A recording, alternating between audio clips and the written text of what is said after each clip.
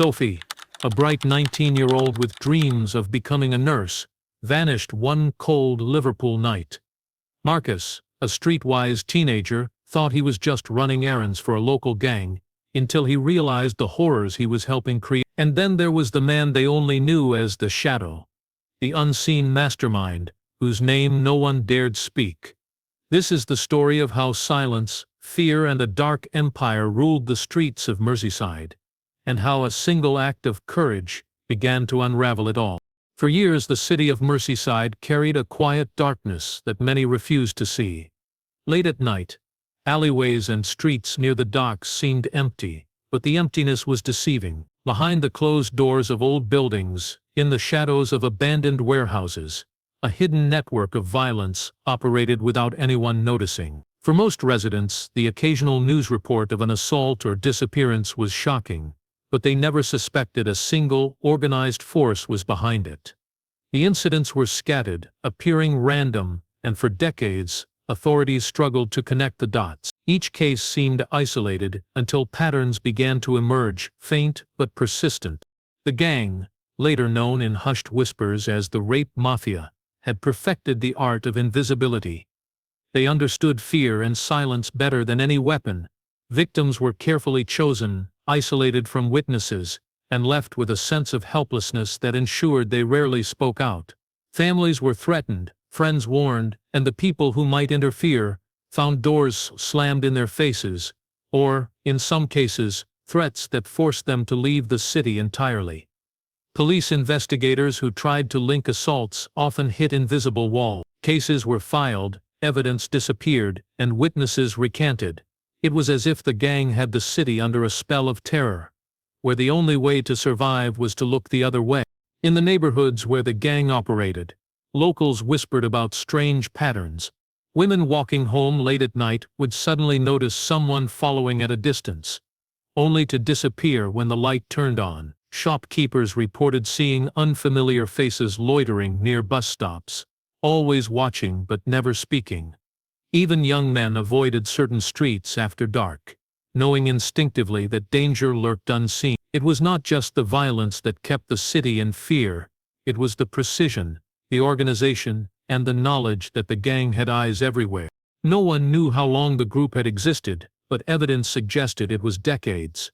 Older residents recalled unexplained disappearances in the 1990s, cases that had been dismissed as runaways or bad luck. Over time, the gang's influence spread from the hidden corners of the docks to popular nightlife areas, club districts, and even residential streets. Their reach was subtle but powerful, growing greedily like a shadow consuming the light. What made the gang so dangerous was not only their capacity for violence, but their ability to remain unseen. They did not need to boast or announce themselves. The city's fear was their reputation. Even the police, trained to spot criminal activity, found themselves struggling. Investigators were puzzled by patterns that defied logic, by victims who seemed unable or unwilling to give coherent accounts. Every lead seemed to vanish overnight. CCTV footage often showed nothing unusual, or frames were mysteriously missing. The gang was meticulous. Each crime was executed with a level of planning that made it appear accidental, random, or unsolvable. Yet, despite all this, the first whispers of resistance began. Small acts of bravery, someone finally reporting a suspicious figure, a parent refusing to ignore a missing teenager would later be the threads that investigators needed to start unraveling the network. At the time, however, Merseyside remained a city under quiet siege. Fear had become a way of life, and the shadows held secrets that no one wanted to uncover. The Rape Mafia existed in plain sight, a dark empire built on silence and threats, waiting for the first mistake that would expose it. The first crack in the silence came unexpectedly, almost by accident. For years, police had worked on cases of assaults and disappearances across Merseyside, but nothing ever connected. Each report was filed, each victim treated, yet the detectives felt an invisible wall blocking them from seeing the bigger picture. The gang had operated with such precision that their crimes appeared isolated, random, almost natural. It was as if someone had drawn a line through the city and moved along it with perfect timing, leaving fear behind but no trace. The breakthrough began with a survivor who refused to be silenced. She was terrified, aware of the risks, but she had noticed something strange near the site of her attack. A small symbol, painted or scratched on a wall, barely noticeable unless someone was looking for it. To most, it was meaningless, a mark of vandalism. But to investigators it was a clue. It was not the act of a random criminal. This was deliberate, an encoded message, left behind by someone who believed only their kind would understand it. The discovery was subtle, but it changed the direction of the investigation. Detectives began combing through old reports, searching for any mention of similar marks. Slowly, almost invisibly, a pattern emerged. The symbol appeared near locations of previous assaults, always discreet, always unnoticed by the public. It became clear that the gang was signaling, leaving a secret map in plain sight. Each mark marked a zone, a warning or a note to members. It was a silent communication system, hidden in the city, and it was a sign of something much bigger than anyone had imagined. As the symbol reappeared across different districts, investigators realized that the gang was not only organized but methodical.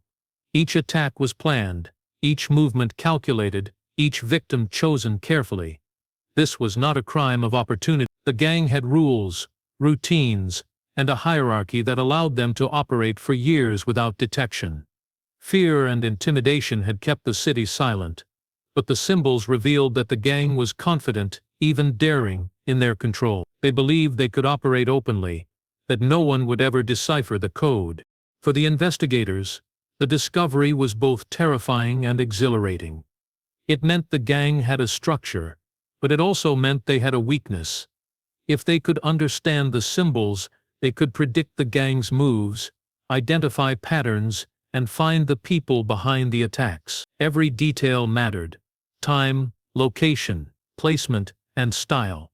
Slowly, the seemingly random cases began to connect, forming a picture of a network that had grown for years, feeding on fear and silence.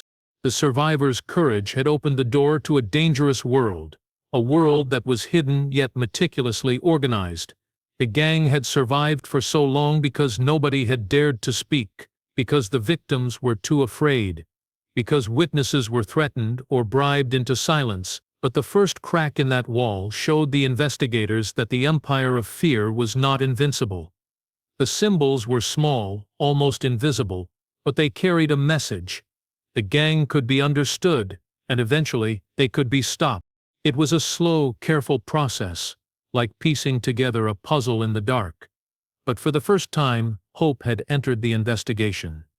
The gang's confidence had left behind a trail, a series of tiny mistakes that could unravel years of terror. The city had been quiet for too long, and now, the first signs of resistance were emerging, quietly, like the faintest light breaking through a long night.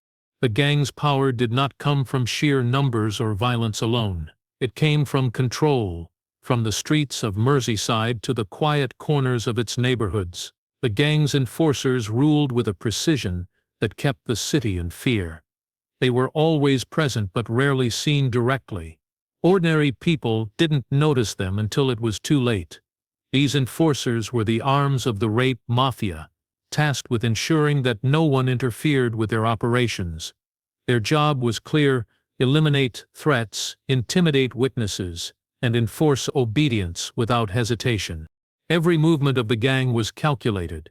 The enforcers patrolled areas where the gang had influence, memorizing routines, learning who walked home alone, noting who asked too many questions.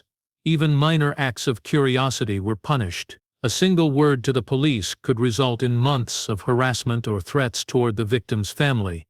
For those who did not comply, the consequences were far worse.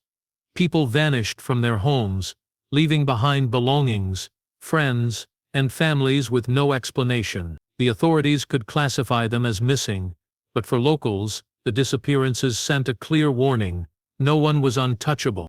The enforcers themselves were a mixture of hardened criminals and younger recruits who had been trained to obey without question. They were taught the art of surveillance, how to follow targets without being noticed, and how to manipulate fear. Their presence alone created an atmosphere of tension. Residents felt watched, even when no one was around. This invisible control was more powerful than violence. It ensured that the gang's operations continued without public challenge, while police investigations struggled to find solid evidence. Some locals realized too late how deeply the enforcers had infiltrated daily life. People who tried to intervene, reporting suspicious behavior, protecting potential victims, or even speaking out against the gang faced consequences. Jobs were lost, homes were threatened, and in extreme cases, people were forced to leave the city entirely. The enforcers were a reminder that the gang's reach extended beyond just the streets where attacks occurred. It reached into the very heart of the community, shaping behavior through fear alone. The gang's control extended to coordination as well. Enforcers relayed information about potential threats or surveillance to the higher ranks of the organization. Each disappearance, each incident, and each witness report was carefully recorded and addressed. They operated with a discipline that made them more than just criminals. They were a system, a structure built to survive for decades. Even when police began to investigate, the enforcers made sure that every lead became cold. Residents soon realized that the enforcers were as much psychological as physical. Fear became a tool, as effective as any weapon. People stopped asking questions, avoided certain streets, and ignored suspicious behavior. In this way, the gang created an ecosystem of silence, one that allowed their operations to grow quietly and without challenge. The enforcers were the backbone of the rape mafia. They enforced rules that no one could see and controlled lives that no one could protect. Their existence was a chilling reminder of the gang's strategy. The strongest power is the power that cannot be seen, the fear that cannot be fought, and the threats that cannot be ignored. For years, the city lived under this invisible control, unaware of how tightly the enforcers had woven their grip over every night, every street, and every fearful step. The gang's expansion did not happen by chance. It was carefully planned, and one of their most disturbing strategies involved recruitment. Young men, often desperate or already entangled in minor crimes, became the gang's new tools. They were drawn in with promises of protection, money, and a sense of belonging. To them it seemed like joining a local group that handled petty thefts or neighborhood disputes. Few realized that their new role came with far darker responsibilities that would bind them to the gang for life. Training was subtle but effective. The recruits were introduced to routines that seemed harmless at first. Observing streets, learning the movement of local authorities, noting suspicious behavior. Gradually the tasks became darker. They were instructed on how to isolate victims, how to manipulate fear, and how to avoid leaving evidence. Each assignment built a sense of loyalty, a twisted understanding that leaving the gang was impossible. The recruits were made to believe that compliance was the only way to survive, that stepping out of line meant danger, not just for themselves, but for their families and friends. The gang's recruiters were meticulous. They studied potential recruits before approaching them, selecting individuals who were easily influenced, who carried desperation or anger that could be manipulated. Once inside, the young men became enforcers themselves, trained to obey orders without question. Their identities were gradually absorbed into the gang's system, their lives reshaped by fear and obligation. Many had dreams and aspirations before joining, but those faded under the weight of guilt and the constant reminder that their loyalty had a price. What made the recruitment process so effective was the combination of fear and enticement. Recruits were given small rewards for tasks at first, reinforcing obedience. Later they witnessed punishments for those who failed or spoke out, reinforcing the consequences of disobedience. Slowly, the recruits became both victims and perpetrators, trapped in a cycle where leaving meant danger and staying meant complicity. This duality made the gang almost impossible to infiltrate. Police officers trying to approach potential informants were met with silence, as recruits feared exposure or retribution. The gang's reach expanded not only through intimidation but through manipulation of opportunity. They exploited weaknesses in the community, troubled youths, unemployed young men, and those isolated from family support. These individuals were shaped into silent enforcers, walking the streets as part of the gang's invisible network.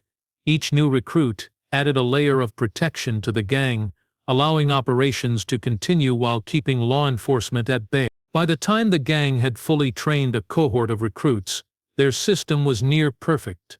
The younger members reinforced the older hierarchy, and their loyalty was guaranteed by fear and conditioning. They became both the hands and the eyes of the gang, watching, enforcing, and ensuring that no one disrupted the criminal empire. The cycle repeated, quietly and efficiently, with every new generation further cementing the gang's power. The dark reality was that recruitment was more than expansion. It was survival. Without fresh members willing to obey without question, the gang could not have maintained its empire. Each young recruit was a thread in a web of control, a living extension of the gang's reach, and a reminder that the most dangerous weapon of all was not force, but the ability to trap others into becoming part of the system they feared. The discovery of the warehouse was a turning point in the investigation, the first physical proof that the gang's operations were far more organized than anyone had imagined. It was an old, abandoned building near the Mersey River, hidden behind overgrown fences and crumbling walls. At first glance, it seemed empty, forgotten by time and the city. But as detectives moved inside, it became clear that the space had been carefully chosen to hide secrets in plain sight. The air smelled of dust and decay, but there were signs that the gang had been there recently. Every corner, every shadow, seemed to hint at activity that the public would never see. The walls were covered in coded markings, symbols, numbers, and letters that at first appeared meaningless. Investigators soon ruled they formed a map of the gang's movements and communications. Each mark indicated a location, a date, a warning, or an instruction. It was a system that allowed members to operate across the city without direct contact. A secret network that ensured orders were followed while protecting the higher ranks. The gang had created an entire communication system based on symbols, invisible to anyone who did not know their meaning. In addition to the markings, the warehouse contained discarded items, broken electronics, clothing, and personal belongings that hinted at multiple victims. The evidence was chilling but incomplete. It suggested that the gang had used the location as a temporary base, a place to plan or review operations before disappearing into the city. The detectives understood that this warehouse was not the main hub of activity, but it was proof of an organized system that had allowed the gang to operate undetected for years. The investigators also noted the precision of the setup. Items were arranged deliberately, nothing seemed out of place. It became clear that the gang had trained members to use the warehouse efficiently, to leave no trace of their activities while maintaining access to everything they needed. The presence of coded maps and tools suggested careful planning, showing that the gang operated with a long-term strategy rather than spontaneous attacks. Every detail was considered, every action calculated. Beyond the evidence itself, the discovery of the warehouse had a psychological effect. It revealed that the gang was bold enough to keep a base within the city, confident that no one would find it. It also suggested arrogance, a belief that their system of secrecy and fear was impenetrable. For investigators, it was a message. The gang's power was enormous, but not infallible. The markings and hidden records provided the first real clues about how the network functioned, offering a chance to understand patterns that had previously seemed random. The warehouse became a central point in the investigation. Every detail was recorded, photographed, and analyzed. Patterns began to emerge. Specific symbols corresponded with certain neighborhoods, repeated sequences indicated planned attacks, and some codes revealed schedules of surveillance. It was the first time law enforcement had a window into the gang's inner workings, a glimpse into the hidden machinery that had allowed the rape mafia to control the streets. The detectives understood that, while the warehouse was just a small piece of the puzzle, it represented a critical turning point. It proved that the gang's empire was real, organized, and methodical. It showed that the rape mafia was not simply a collection of criminals acting at random. It was a system, a dark network built on fear, secrecy, and control. The discovery of the warehouse marked the beginning of a new phase in the investigation, one that could finally start to dismantle the empire that had thrived in the shadows for so long. As investigators began piecing together the gang's network, a disturbing pattern emerged, pointing to a single figure at the top. He was never seen in public, never approached anyone directly, and existed only through whispers and rumors in the criminal underworld. The man, known to few by an alias, seemed untouchable. Orders were never passed face to face. Messages went through layers of intermediaries, ensuring that the mastermind remained invisible. Even the most experienced detectives struggled to comprehend how one person could orchestrate such a widespread system without leaving a trace. The mastermind's influence was subtle, but absolute. He had designed a system where violence was carefully controlled, threats were routine, and fear became a currency. Victims were threatened after each attack. Witnesses were silenced with intimidation or bribes, and community members were kept compliant through a network of small punishments and warnings. Everything was planned to create the illusion of chaos, while in reality, every action served a purpose. Nothing happened by chance. The gang operated almost like a corporation. Each member had a role, each street was monitored, and every incident was recorded and analyzed by the hierarchy.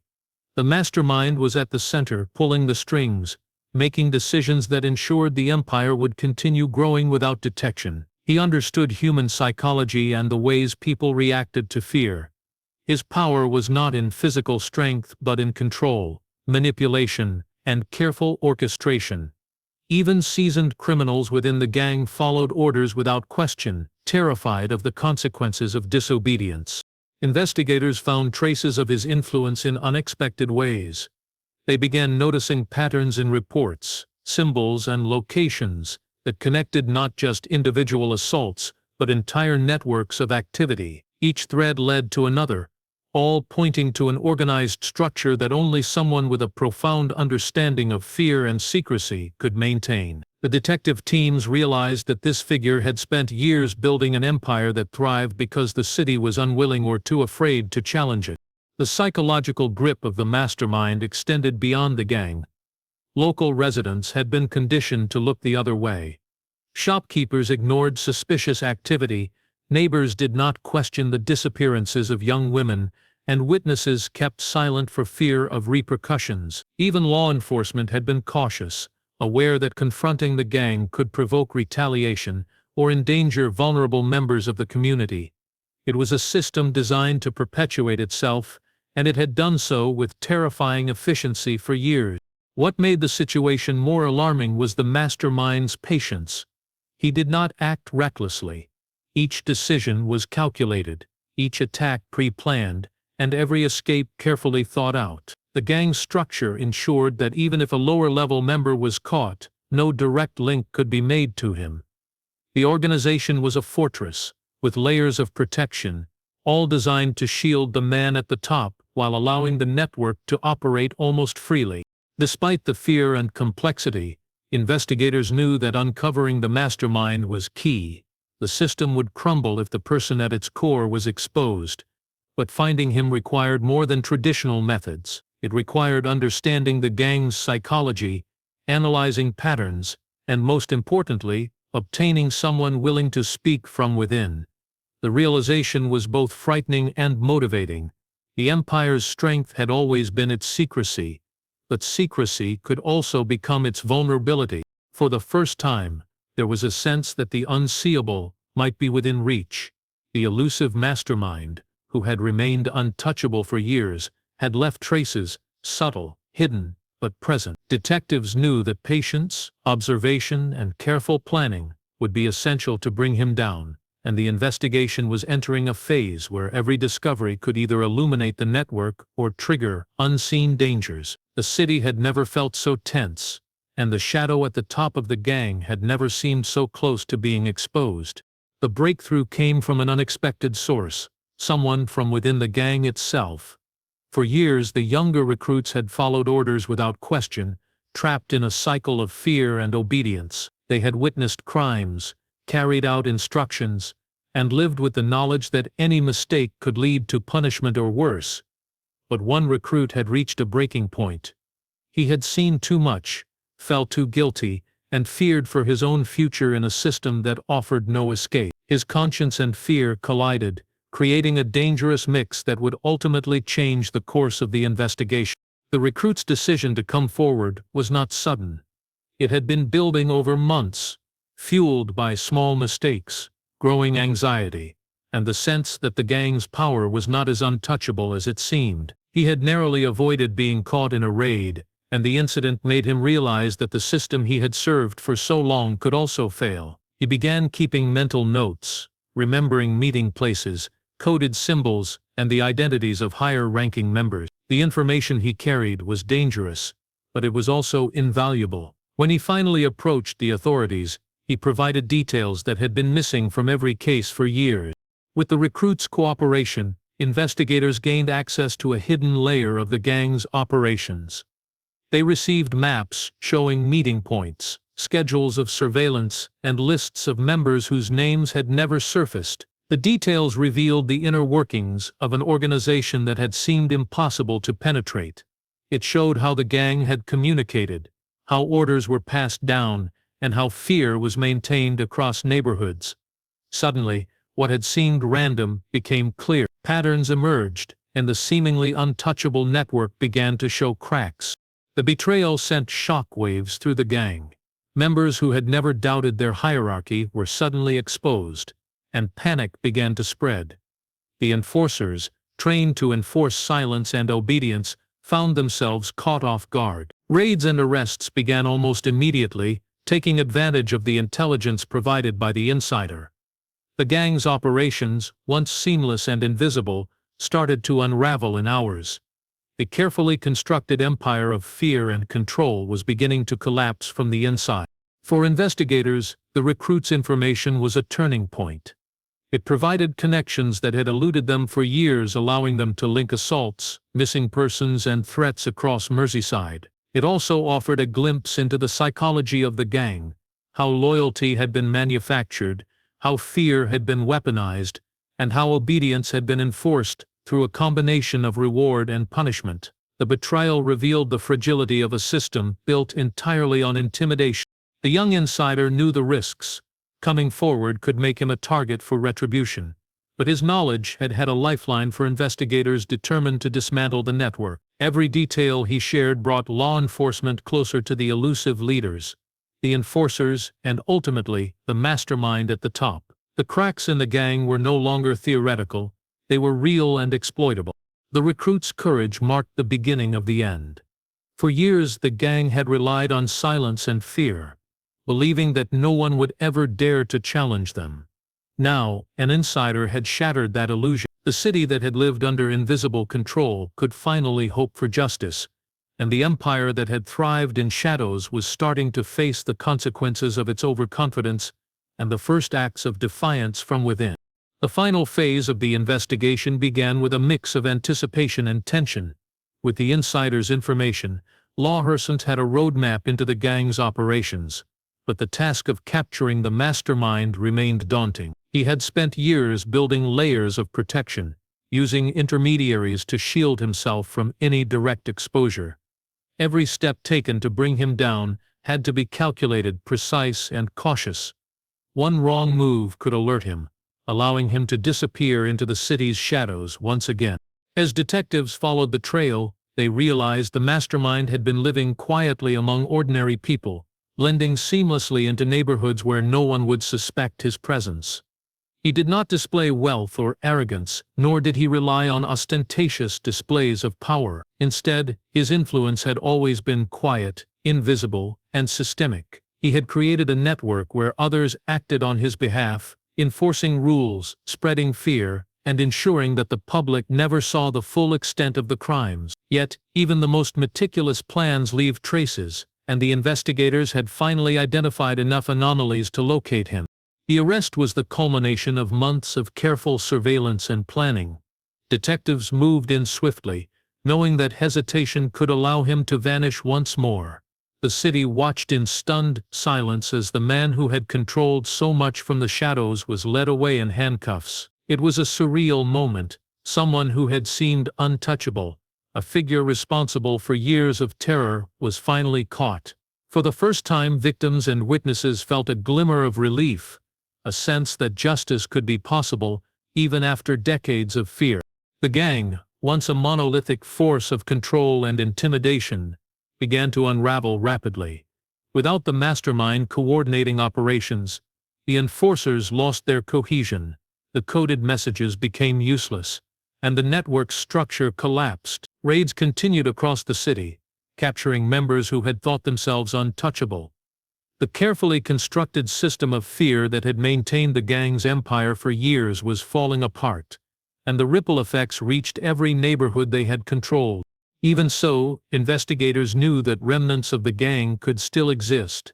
Some members had escaped, blending back into communities aware of the consequences but confident they could remain hidden. The rape mafia's influence had been vast, and while the central structure was dismantled, fragments of its operations might linger waiting for opportunity.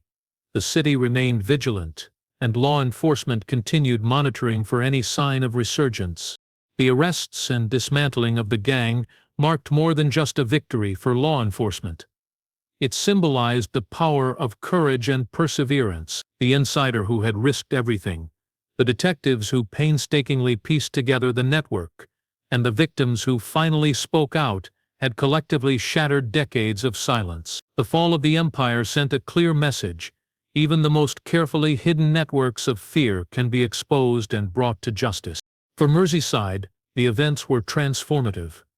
Streets once avoided after dark became safer. People began reclaiming public spaces without fear. The city had been scarred, but it was beginning to heal. The rape mafia's dark empire had thrived on silence, but the bravery of a few had proven stronger than years of intimidation. Justice had finally prevailed, and the lessons of the gang's rise and fall would echo for years, reminding the city that fear can only persist when people remain quiet, and that courage, even in the smallest acts, can change everything.